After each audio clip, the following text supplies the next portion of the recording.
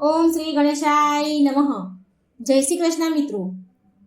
ગણપતિજીની વાર્તા.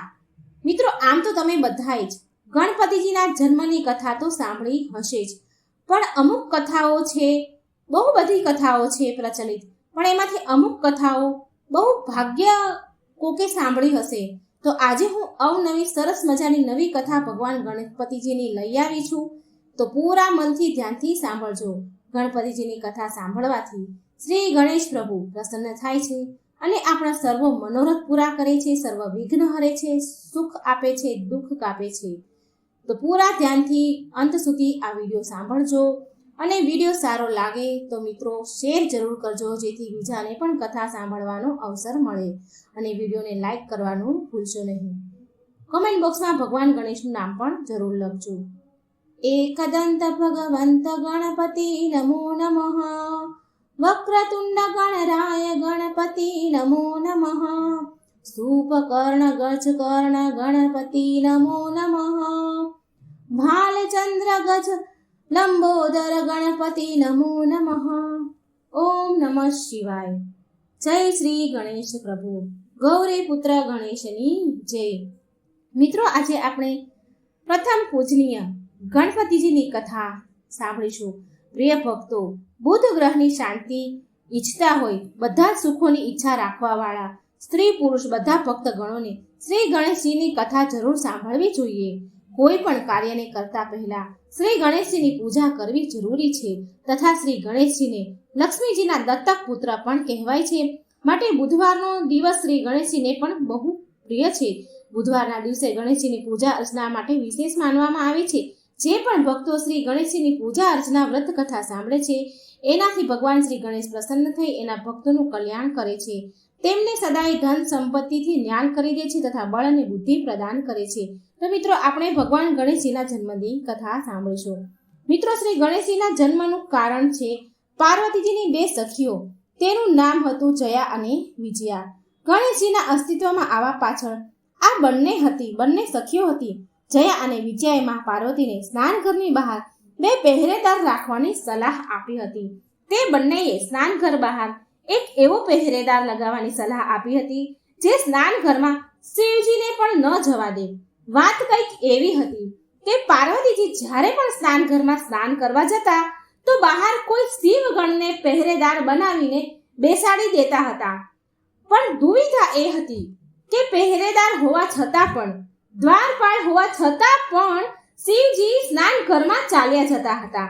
કોઈ પણ શિવગણમાં એટલી હિંમત નથી કે શિવજીની આજ્ઞાનું ઉલ્લંઘન કરે. અને આવું એકવાર થયું હતું. એક સમયે પાર્વતી માને એવું થયું કે દ્વાર પર કોઈ એવો પહેરેદાર હોવો જોઈએ કે કોઈને પણ અંદર ન આવવા દે. બસ આ જ વિચારથી માતા પાર્વતીએ એમની બંને સખીઓની વાત માનીને એમના શરીરે જે ઉપટન લગાવ્યું હતું એમાંથી એક માણસનું પૂતળું બનાવ્યું અને એમાં પ્રાણ પૂરી દીધા અને આશીર્વાદ આપ્યા. માતા પાર્વતીએ કહ્યું કે તું મારો પુત્ર છે. હે પુત્ર, તું અહીં ઊભા રહીને દ્વારપાળ બનીને પહેરેદારી કરજે અને જ્યાં સુધી મારી આજ્ઞા ન હોય ત્યાં સુધી કોઈને પણ અંદર આવવા દેતો નહીં. આટલું કહીને મા પાર્વતી એક લાકડી એ બાળકને આપે છે અને દ્વાર પર નિયુક્ત કરીને સ્નાન કરવા માટે ચાલ્યા જાય છે. એટલામાં તો ત્યાં શિવજી પહોંચી ગયા. તો ગણેશજીએ એમને અંદર જવા માટે રોકી લીધા. ભગવાન શિવજીએ ગણેશજીને બહુ જ સમજાવ્યા તેમને અંદર જવા માટે, પણ ગણેશજીએ માતાનું આજ્ઞાનું પાલન કરતા શિવજીને અંદર જવા દીધા નહીં. તો આ વાત એટલી બધી મોટી થઈ ગઈ કે બગડી ગઈ કે પહેલા તો ગણેશજીને મારવા શિવગણ આવ્યા. જ્યારે એનાથી ગણેશજી માન્યા નહીં તો દેવતાઓ આવ્યા. દેવતાથી પણ કામ ન બન્યું એટલે એમના પછી સ્વયં બ્રહ્માજી આવ્યા અને પછી વિષ્ણુ ભગવાન આવ્યા. પણ બધા જ હાર માની ગયા. પછી શિવજીને બોલાવવામાં આવ્યા. પછી તો બહુ ઘનઘોર યુદ્ધ થયું પણ ગણેશજીને કોઈ હરાવી શક્યું નહીં. પછી શિવજીએ અને વિષ્ણુ ભગવાને જોયું કે આ બાળકને કોઈ હરાવી નથી શકતું, માટે કોઈ ચાલ ચાલવી પડશે. પછી જ્યારે ભગવાન ગણેશ શ્રી હરિ વિષ્ણુ સાથે યુદ્ધમાં વ્યસ્ત હતા તો શિવજીએ આ મોકાનો લાભ ઉઠાવીને ગણેશજીનું માથું ધડથી અલગ કરી દીધું. આ વાતની જાણ જ્યારે માતા પાર્વતીને થઈ તો માતા પાર્વતી કોપિત થયા અને કેટલી શક્તિઓ નીકાળી અને બધી જ શક્તિને સંસારને સમાપ્ત નષ્ટ કરવાનો આદેશ આપ્યો. કેમ કે જે માતાને એના પુત્રની આગળ જે માતાનો પુત્રને કઈ હાનિ પહોંચે છે તો એ માતાને એના પુત્ર આગળ બીજું કોઈ જ દેખાતું નથી. ચારેય બાજુ હાહાકાર મચી ગયો. કેમ કે કોઈને કઈ સમજાતું ન હતું કે આ બધું કેવી રીતે રોકવામાં આવે. બધાએ માતાને મનાવવાની કોશિશ કરી પરંતુ બધું જ વ્યર્થ. અંતમાં નારદજીએ ઉપાય બતાવ્યો કે માતા ઉમાની સ્તુતિ કરવામાં આવે, જેથી માતાનો ક્રોધ શાંત થશે અને આ બધું રોકાઈ જશે. અને માતા પાર્વતીએ વાત માની ગયા. પણ કઈ વાત પર માન્યા? કે એમના પુત્રને બીજી વાર સજીવન કરવામાં આવે. હવે જુઓ, બધા જ દેવતાઓએ શિવજી પાસે જઈને આ વાત કહી તો શિવજીએ કહ્યું કે ઉત્તર દિશામાં જાઓ અને ત્યાં જે પણ પ્રાણી મળે એનું માથું કાપીને ગણેશજીના ધડ પર જોડવામાં આવે. જ્યારે દેવતા ઉત્તર દિશામાં ગયા તો તેમને સૌથી પહેલા એક હાથી મળ્યો. તો શિવજીની આજ્ઞા અનુસાર દેવતાએ હાથીના મસ્તકને લઈ આવ્યા અને એ મસ્તક ગણેશજીના ધડ ઉપર લગાવી દીધું. ગણેશજીના પુનઃ જીવિત થયા પછી ભગવાન શિવ શંકરે એમને આશીર્વાદ આપ્યા કે આજ પછી જ્યારે કોઈ પણ પ્રકારની પૂજા કરવામાં આવશે તો કોઈ અન્ય દેવતા પહેલા તમારી પૂજા કરવામાં આવશે. તારો જન્મ ભાદરવા મહિનાની ચતુર્થીના શુભ ચંદ્રોદયમાં થયો છે, માટે એ દિવસે તારું વ્રત ખૂબ કલ્યાણકારી રહેશે. ગણેશ ચતુર્થીનું વ્રત સ્ત્રી પુરુષ બંને માટે લાભકારી છે. જે વ્રત કરશે ગણેશનું વ્રત કરશે એની બધી જ મનોકામના પૂરી થશે. પ્રિય ભક્તગણો, આ હતી ગણેશજીના જન્મની પહેલી કથા. આવો હવે સાંભળે ગણેશજીની બીજી કથા, જે બહુ ઓછા લોકોએ સાંભળી હશે. ગણેશ જન્મ કથા આ પ્રમાણે છે. આ વાત એ સમયની છે જ્યારે શિવજી અને માતા પાર્વતીના વિવાહનો માત્ર થોડો સમય ગયો હતો. પાર્વતીજીએ શિવજીને કહ્યું કે હે પ્રભુ, મને એક અત્યંત શ્રેષ્ઠ પુત્રની કામના છે. માટે શિવજીએ પાર્વતીજીને પુણ્યક વ્રત રાખવા માટે કહ્યું, જેને કરવાની કોઈ પણ પ્રકારની ઈચ્છા પૂરી થાય છે. આ વ્રતની અવધિ 1 વર્ષ સુધીની હોય છે. પાર્વતીજીએ પુણ્યક વ્રત રાખવાનું શરૂ કર્યું. વ્રત પૂરું થવાથી સ્વયં ભગવાન કૃષ્ણ બાળકના રૂપમાં ભગવાન શિવ અને માતા પાર્વતીને ત્યાં અવતરિત થયા. બાળકના આવ્યા પછી તેના જાત કર્મ સંસ્કાર કરવામાં આવ્યા. થોડા દિવસ પછી શનિદેવ માતા પાર્વતી, ભગવાન શિવ અને ગણેશ ભગવાનને દર્શન કરવા માટે કૈલાસ આવ્યા. એ એમનું માથું ઝુકાવીને ઊભા હતા, માથું ઝુકાવીને આવ્યા હતા, કોઈની સામું નતા જોતા. માટે માતા પાર્વતી અને ગણેશજીના દર્શન કરી શકતા ન હતા, કારણ કે એ કોઈની સામું જોઈ નતા રહ્યા, માથું ઝુકાવીને ઊભા હતા. તો કારણ પૂછ્યું પાર્વતીજીએ, તો માથું ઝુકાવવાનું કારણ પૂછ્યું કે તમે શનિદેવ માથું ઝુકાવીને કેમ ઊભા છો? તો શનિદેવે જવાબ આપ્યો. શનિદેવની પત્નીએ શ્રાપ આપ્યો હતો કે શનિદેવ જેને પણ જોશે એનો વિનાશ થશે. શનિદેવે આવું કહ્યું એટલે આ વાત સાંભળીને પાર્વતીજીએ એની સખીઓ સાથે ઊભા હતા તો હસવા લાગ્યા. સખીઓ અને પાર્વતીજી બધા હસવા લાગ્યા. ત્યારે માતા પાર્વતી કહે છે કે જો શ્રાપ મળ્યો છે તો એ નષ્ટ થઈ ન શકે, પણ મને એવું લાગે છે કે અમને કંઈ નહીં થાય, માટે શનિદેવ તમે મને અને મારા પુત્રને જોઈ શકો છો. ઘણી બધી વાર વિચાર કર્યા બાદ શનિદેવે માતા પાર્વતીની તરફ ન જોઈને બાળક ગણેશ તરફ જોવાનું મન બનાવ્યું. હવે જેવું જ શનિદેવે બાળ ગણેશ તરફ જોયું તો એ જ ક્ષણે શ્રાપના કારણે બાળ ગણેશનું મસ્તક ક્ષીણ થઈ ગયું અને ભગવાન કૃષ્ણમાં સમાઈ ગયું. આ જોઈ માતા પાર્વતી સહિત બધા લોકો વ્યાકુળ થઈ ગયા. શનિદેવ શરમના મારે માથું નીચું ઝુકાવીને ઊભા હતા. કૈલાસમાં તો માતમ છવાઈ ગયો. એ જ સમયે ભગવાન વિષ્ણુએ એમનું વાહન ગરુડનું સ્મરણ કર્યું. ગરુડના પ્રગટ થતા જ ભગવાન વિષ્ણુ ગરુડ પર સવાર થઈને ઉત્તર દિશા તરફ ચાલી નીકળ્યા. પુષ્પભદ્રા નદીના કિનારે એક હાથી અને હાથણી સૂઈ રહ્યા હતા. ત્યારે શ્રી હરિએ એમના ચક્રથી એ હાથીના માથાને કાપી નાખ્યું અને એ માથું લઈ જઈને બાળ ગણેશના ધડ પર લગાવી દીધું. આ વાત પર પાર્વતી માને આપત્તિ લાગી, એટલે કે આ વાત એમને હારી ન લાગી. એમને ગમ્યું નહીં કે હાથીનું માથું લાયા છે. એમને એવું લાગ્યું કે આ કોઈ ષડયંત્ર છે. હવે તો એમનો પુત્ર કુરૂપ લાગશે. આવું હાથીનું માથું ધડ સાથે જોડે તો મારો પુત્ર કુરૂપ લાગશે. એટલે ભગવાન વિષ્ણુએ પાર્વતીજીને આશ્વાસન આપ્યું કે જો તમને આ વાતની ચિંતા છે કે તમારો પુત્ર કુરૂપ લાગશે, આ વાતની ચિંતા હોય તો હું તમને આ બાળકને આશીર્વાદ આપું છું કે આ બાળક સૌથી વધારે બુદ્ધિમાન હશે. પૂરા વિશ્વમાં આ બાળકનું પરાક્રમ સૌથી વધારે હશે, ભક્તોને સદાય સંતુષ્ટ કરશે અને પ્રથમ પૂજાના અધિકારી હશે. ત્યારે જઈને માં પાર્વતી શાંત થયા. ત્યાર પછી ગણેશજીએ પરશુરામજીએ એક દંત ગણેશ બનાવી દીધા. ગણેશજીને આ કથા તો બધાને જ ખબર હશે. જો નથી ખબર તો હું તમને ટૂંકમાં જણાવી દઉં. એકવાર પરશુરામજી ભગવાન શિવના દર્શન માટે કૈલાસ પર્વત પર પહોંચ્યા, પરંતુ ભગવાન શિવ ધ્યાનમાં લીન હતા અને દ્વાર પર ગણેશજી હતા.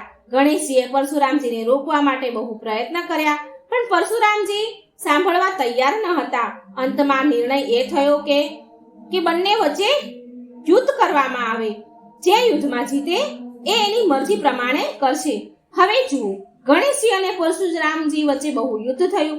અંતમાં કોઈ રસ્તો ન મળ્યો તો પરશુરામજીએ એના પરશુ અસ્ત્રથી ગણપતિજી પર ફેંક્યું. આ પરશુ અસ્ત્ર સ્વયં ભગવાન શિવ પાસેથી પરશુરામજીને વરદાન સ્વરૂપ મળ્યું હતું. ત્યારે એમના પિતાના કારણે એ પરશુ અસ્ત્રનું સન્માન કરતા શ્રી ગણેશજી એ પરશુને એમના જમણા દાંતથી પરશુ પકડી લીધો અને જેવું એમણે પરશુ પકડ્યું, અસ્ત્ર પકડ્યું કે એમનો દાંત મૂળમાંથી ઉખડી ગયો.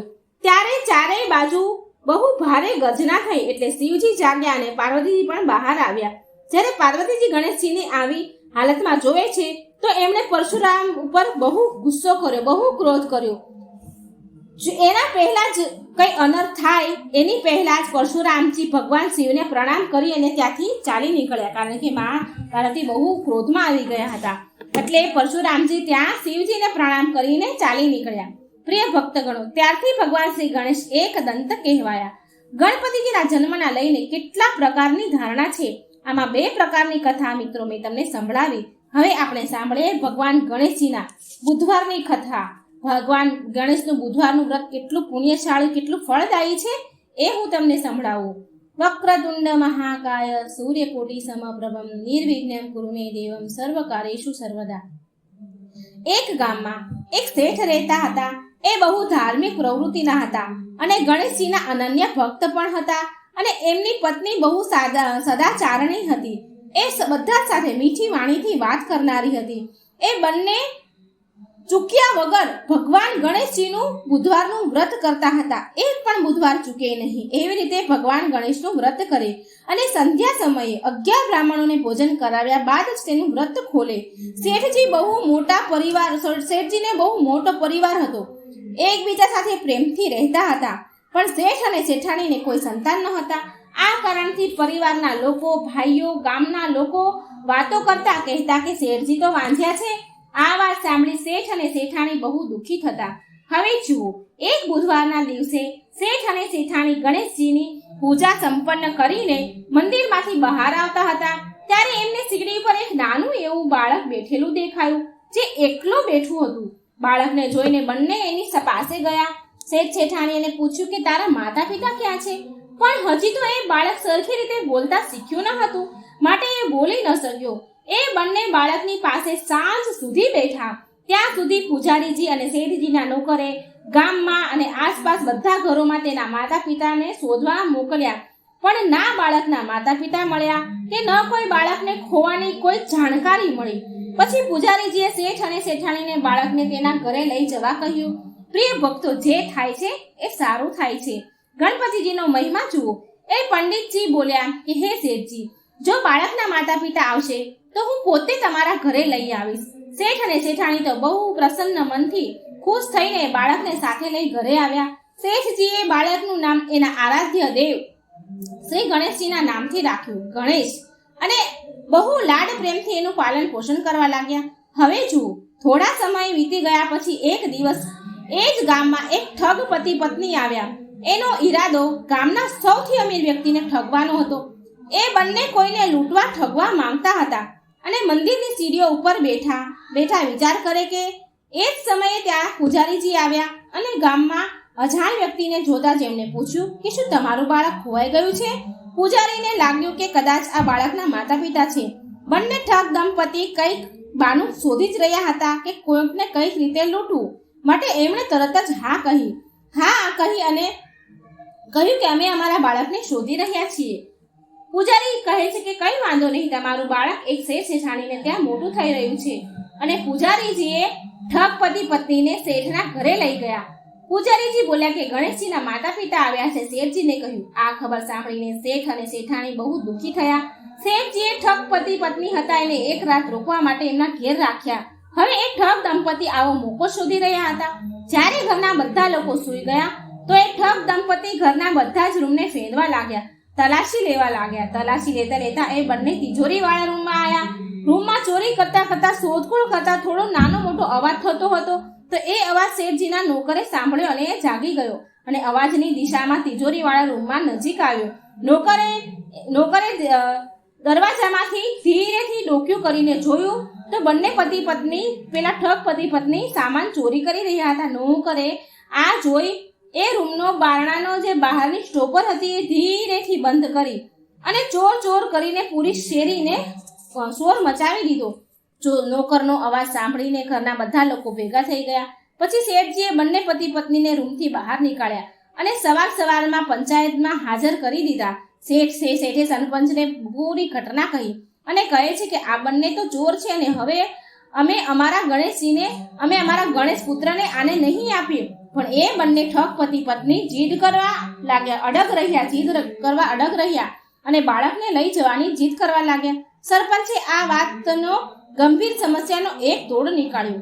તેમણે એ શેઠાણી અને એ ઠગ સ્ત્રીને બાળકની સામે ઊભી રાખ્યો અને કહ્યું, બંનેને ઊભી રાખી અને કહ્યું કે જેના પણ આંચળમાંથી દૂધની ધારા નીકળશે તે ગણેશના મુખમાં આવશે અને એ બાળક એની પાસે જ રહેશે, ગણેશ એની પાસે રહેશે. પછી ગણેશ એ પેલી ઠગ પત્ની હતી એ અને આ શેઠાણી બંને ગણેશ પાસે સામે ઊભી રહી. શેઠાણીજી મનમાં ગણેશજીનું નામ જપ કરવા લાગ્યા. હવે જુઓ, જોતામાં શેઠાણીના આંચળમાંથી દૂધની ધારા ફૂટી અને ગણેશજીના મોઢામાં ગઈ અને આવી રીતે બાળક ગણેશ શેઠાણીના ઘરે પુત્રના રૂપમાં હંમેશા માટે રહેવા લાગ્યા. અને એ બંને ચોર દંપતીને ઉચિત દંડ આપવામાં આવ્યો. અને એ જ રાત્રે શેઠાણીના સપનામાં સૂતા હતા ત્યારે સપનામાં ભગવાન ગણેશ આવ્યા અને બોલ્યા કે હે શેઠાણી, તું મારી બહુ ભક્તિ કરે છે. મેં તો તમારી મનોકામના પહેલેથી જ પૂરી કરી દીધી હતી, પરંતુ મારે તો લીલા કરવાની હતી. પૂરા ગામ સામે તમને ગણેશના માતા પિતા બનાવવાના હતા, માટે મેં આ લીલા કરી હતી. જે પણ બુધવારના દિવસે મારું વ્રત કરે છે, મારી કથા કહાની સાંભળે છે, મારું ભજન કરે છે, હું સદાય તેની હરેક મનોકામના પૂરી કરું છું. એને ધન, પુત્ર, વૈભવ, સન્માન, માન, પ્રતિષ્ઠા બધું જ પ્રાપ્ત કરાવું છું. એકવાર પ્રેમથી બોલો ગણપતિ ગજાનંદ મહારાજની જય. ઓમ નમઃ શિવાય.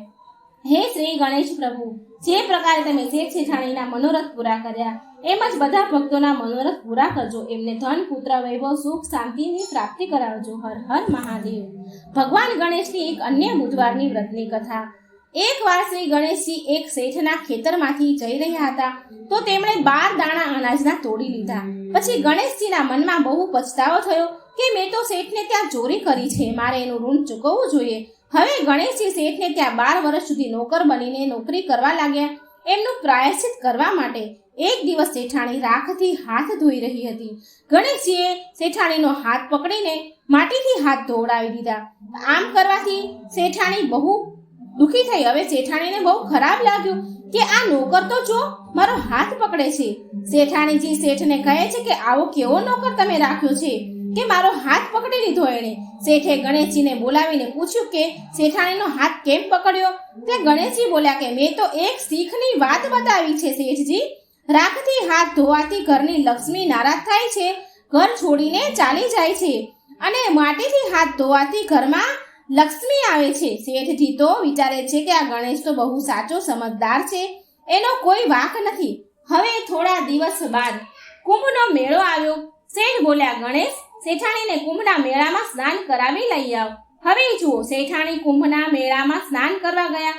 શેઠાણી કિનારા પર બેસીને નાહી ધોઈ રહ્યા હતા તો ગણેશજી હાથ પકડીને આગળ ડૂબકી મરાવીને લઈ આવ્યા. ઘરે આવીને શેઠાણીએ શેઠને શિકાયત કરી કે જુઓ, ગણેશ તો મારી ઇજ્જત ન રાખી, બધા જ આદમીઓ વચ્ચેથી મને ઘસીને આગળ પાણીમાં લઈ ગયો અને ડૂબકી મને મરાવી દીધી. તો શેઠજી ગણેશજીને પૂછે છે કે તે આવું કેમ કર્યું? ગણેશજી કહે, શેઠાણી કિનારા પાસે બેસીને મેલા પાણીમાં નાહી રહ્યા હતા, માટે મેં તેમને આગળ લઈ જઈને સારા પાણીમાં ડૂબકી મરાવીને લઈ આવ્યો. આનાથી એમને આગળના જન્મમાં બહુ મોટા રાજા અને રાજપાટ મળશે. શેઠે વિચાર્યું કે ગણેશ તો બહુ સાચો અને સમજદાર છે. હવે જુઓ, એક દિવસ ઘરમાં પૂજા પાઠ હતા, ઘરમાં હવન થઈ રહ્યો હતો. શેઠે ગણેશજીને કહ્યું, જાઓ અને શેઠાણીને બોલાવીને લાવો, પૂજા કરવાનો સમય થઈ ગયો છે. ગણેશજી શેઠાણીને બોલાવવા ગયા તો શેઠાણીજી કાળા રંગની ઓઢણી ચૂંદડી પહેરીને ચાલતા થતા હતા. ગણેશજીએ કાળી ઓઢણી ઉતારી અને ફાડી નાખી અને કહ્યું, શેઠાણીજી, લાલ ચૂંદડી ઓઢીને ચાલો. શેઠાણીને તો બહુ ગુસ્સો આવ્યો, તે રિસાઈને સૂઈ ગઈ. શેઠ આવીને પૂછે કે અરે ભાગ્યવાન, પૂજા કરવાનો સમય વીતી જાય છે અને તું અહીં સૂતી છો, શું વાત છે? ત્યારે શેઠાણી બોલ્યા કે તમારો આ નોકર બહુ બદતમીઝ છે, ખરાબ છે. એણે આજે હદ પાર કરી દીધી. એણે આજે મારી ચૂંદડી ફાડીને ફેંકી દીધી. શેઠને બહુ ગુસ્સો આવ્યો. એણે તરત જ દોડીને ગણેશ પાસે ગયા અને બહુ ગુસ્સો કર્યો અને બોલ્યા, હવે તારી મનમરજી વધતી જાય છે, તે શેઠાણીની ચૂંદડી કેમ ફાડી? તો ગણેશજી બોલ્યા કે શેઠજી, પૂજા પાઠમાં કાળા વસ્ત્ર ન પહેરવા માટે મેં લાલ વસ્ત્ર પહેરવા કહ્યું શેઠાણીને. કાળા વસ્ત્ર પહેરવાથી કોઈ શુભ કામ સફળ થતા નથી. શેઠે વિચાર્યું કે ગણેશ તો સમજદાર છે, હવે શું થાય? શેઠે ગણેશજીને માફ કરી દીધું. એક દિવસની વાત છે, શેઠાણી પૂજા કરવા લાગ્યા. શેઠાણી એટલે પૂજારી કહે છે કે શેઠજી, તમે ગણેશજીની મૂર્તિ લાવવાનું તો ભૂલી ગયા. તો ત્યાં ગણેશ રૂપમાં નોકર હતા. એમને બોલ્યા કે મને જ મૂર્તિ બનાવીને બિરાજમાન કરી દો, તમારા બધા જ કામ સફળ થઈ જશે. પ્રિય ભક્તો, આ વાત સાંભળીને શેઠને બહુ ગુસ્સો આવ્યો અને બોલ્યા કે તું તો આજ સુધી શેઠાણી સાથે મજાક કરી રહ્યો હતો અને હવે મારી સાથે મજાક કરવાનું લાગ્યો તું. ગણેશજી બોલ્યા, હું મજાક નથી કરતો, હું સાચું કહું છું. એટલામાં ગણેશજીએ તેમનું અસલ રૂપ પ્રગટ કર્યું અને અસલ ગણેશજીના રૂપમાં આવી ગયા. શેઠ અને શેઠાણી ગણેશજીની માફી માંગી અને પૂજા કરી. તેમના દર્શન પામી ધન્ય થઈ ગયા અને પૂજા થતાની સાથે જ ગણેશજી ત્યાંથી અંતર ધ્યાન થઈ ગયા. શેઠ શેઠાણીને બહુ દુઃખ થયું. તેમને દુઃખ લાગ્યું. તે કહેતા કે આપણા ઘરે તો સ્વયં ગણપતિજી રહેવા આવ્યા હતા અને આપણે એની જોડે આટલું બધું કામ કરાવ્યું. પ્રિય ભક્તો, આ ચિંતામાં શેઠ અને શેઠાણીએ ખાધા પીધા વગર જ સૂઈ ગયા. ગણપતિજી સપનામાં આવીને શેઠને કહે છે કે હે શેઠ શેઠાણી, તમારા ખેતરમાંથી મેં 12 અનાજના દાણા તોડી લીધા હતા. એનું ઋણ ચૂકવવા માટે મેં તમારે ત્યાં કામ કર્યું. શેઠજીને કરોડોનું ધન સંપત્તિ મળ્યું. પહેલા કરતા પણ વધારે સર્વસંપન્ન પુત્રવાન થયા અને વૃદ્ધ અવસ્થામાં પૌત્રોને રમાડતા તે અંતમાં સ્વર્ગ ગયા. શ્રી ગણેશજી મહારાજ જેવું શેઠજીને ફળ્યા એવા સૌને ફળજો. વાર્તા સાંભળનાર, કહેનાર, હોકાણો ભરનાર બધાને જ ફળજો. બધાની જ મનોકામના પૂરી કરજો. સર્વ લોકોના દુઃખ દૂર કરજો. વિઘ્ન હરજો પ્રભુ. બળ અને બુદ્ધિ આપજો. સૌનું સારું કરજો. જય શ્રી ગણેશ. મિત્રો, વાર્તા સારી લાગે તો વિડીયોને લાઈક કરજો, શેર કરજો અને આ ચેનલને સબસ્ક્રાઈબ જરૂર કરી દેજો. જય શ્રી કૃષ્ણ. રાધે રાધે. Thank you.